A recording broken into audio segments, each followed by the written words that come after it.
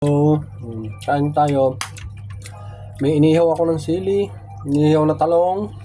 At naman may sili, okra, sunog na sunog. Napabayaan sa apoy. Ma'am. Kita mo naman, oo. Pagkain namin dito. Sabi-sabihin nyo na naman na pakil-kil na kami dito sa Dubai. Kakain lang kami na masarap dito. Kasi pagdating ng sahod. Pero pag wala ng sahod yan, pang sunog-sunog na inihaw. Tinan mo naman ulam namin, no? Pati balat ng manok, di ko na alam anong kulay. Jok. Kaya tayo mga tropa. Sarap talaga. Kahit na sunog.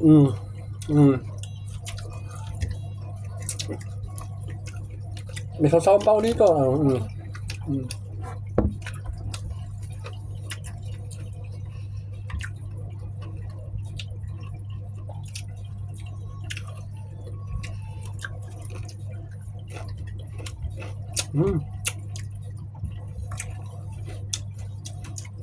Mahapdi yung bibig ko na masingaw. Lalo na suka sa sili. Ah.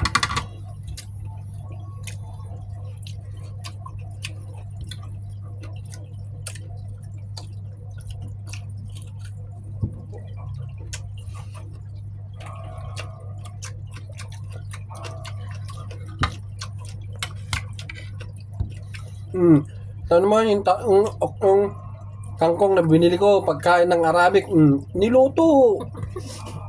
Pagkain ng sana ng Arabic, niluto na, wala na.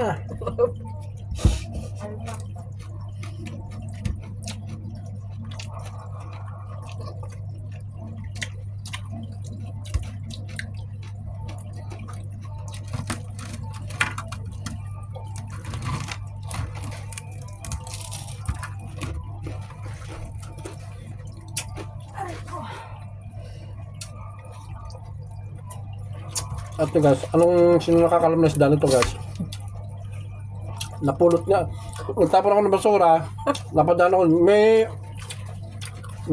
tumatalon-talon sa kalsada, pinulot ko na. Sabi niya, hindi doon nakakain. Kasi may naglipat ng bahay doon, nabitawan niya yung aquarium niya, nabasag. Eh, nakita ko lumulundag-lundag, kinuha ko, pinirito ko. Yun lang.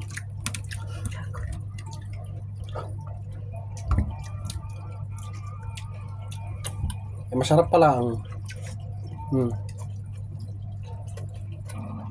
sabi ng may-ari, wag ko yan, hindi na ulam yan. Hindi, akin na.